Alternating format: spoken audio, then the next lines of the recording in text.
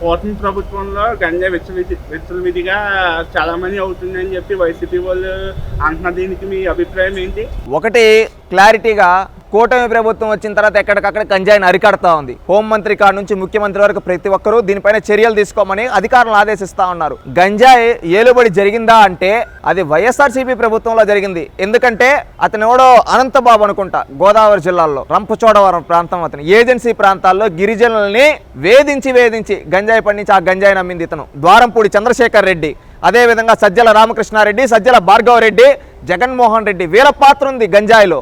ఎందుకంటే 5 ఏళ్లలో రాష్ట్రం దాటి అక్కడెక్కడ హర్యానాలో పట్టుకుంటారు, తెలంగాణలో పట్టుకుంటారు, తమిళనాడులో, కర్ణాటక ఎక్కడ పట్టుకున్నా కానీ గంజాయికి మూలం ఎక్కడరా అంటే ఆంధ్రప్రదేశ్ అని తేలింది. ఈ రాష్ట్రంలో ఎక్కడ ఏ బోర్డర్లో పట్టుకునింది లేదు గంజాయి, కానీ అక్కడ మాత్రం పట్టుకుంటా ఉన్నారు. అంటే ఆ రోజు గంజాయికి సహకరించింది ఈ వైఎస్ఆర్సీపీ ప్రభుత్వమే కదా.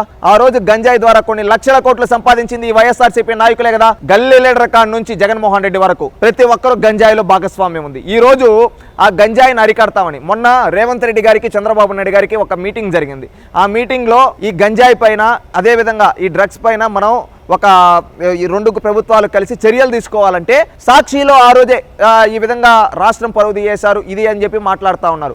అంత ఉలికిపాటు ఎందుకమ్మా భారతమ్మ, నిన్ను సూటిగా అడుగుతున్నాం. నీ మొగుడు ఆ రోజు ఏం చేశాడు? గంజాయిని తో సంపాదించి నీకు ఒక నగో లేకపోతే నీ ఛానల్లోనో పెట్టుండొచ్చు, నీకు అభిమానం ఉండొచ్చు, కానీ నీ వ్యక్తిగత ప్రేమను పేపర్లో చూపించకూడదు. అది భారతి గారు కూడా తెలుసుకుంటే హుందాతనంగా ఉంటుంది, గౌరవంగా ఉంటుంది. మీ భర్త ముఖ్యమంత్రిగా ఉన్నప్పుడు ఆ ప్రభుత్వంలో గంజాయి విచ్చలవిడితనంగా ఉంది. ఆ రోజు నువ్వు ఏ రోజు రాయలేదే, ఇప్పుడు ఎందుకు రాస్తూ ఉన్నావు? ఇప్పుడు నేను తెలుగుదేశం ప్రభుత్వం అరికడతా ఉంటే దానికి అడ్డు కట్టేస్తున్నారు. ఎవరి వైఎస్ఆర్సీపీ నాయకులు కావచ్చు, వీళ్ళ పార్టీ న్యూస్ పేపర్ కావచ్చు, సోషల్ మీడియా కావచ్చు. ఎందుకంత ఉలికపాటు అంటే ఇక్కడ మీరు గమనించాల్సింది, వీళ్ళ బ్రతుకంతా డ్రగ్స్ పైన వచ్చిన డబ్బులతోనే బ్రతికారు.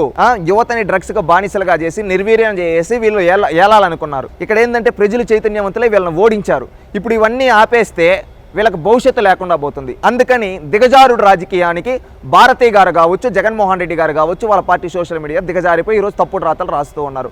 ఒకటి, తెలుగుదేశం ప్రభుత్వంలో గంజాయిని పూర్తిగా అరికడతారు.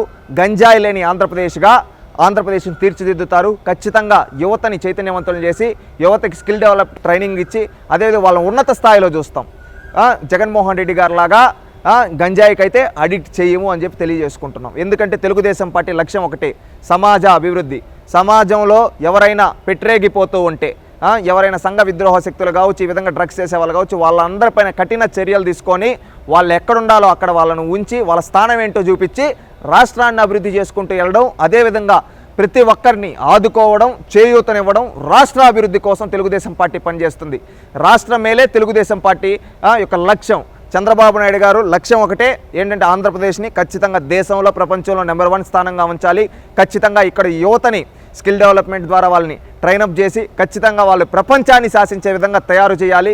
అదేవిధంగా ఇక్కడున్న రీసోర్సెస్ను ఉపయోగించుకొని రాష్ట్రాన్ని అభివృద్ధిలో పరుగులు పెట్టించాలి. ప్రతి ఒక్క ఆంటర్ప్రిన్యూర్స్ని తయారు చేయాలి. అదేవిధంగా ప్రపంచంలో ఉండే టాప్ యూనివర్సిటీస్, టాప్ కంపెనీలు మన రాష్ట్రంలో పెట్టుబడులు పెట్టే విధంగా చేయాలి.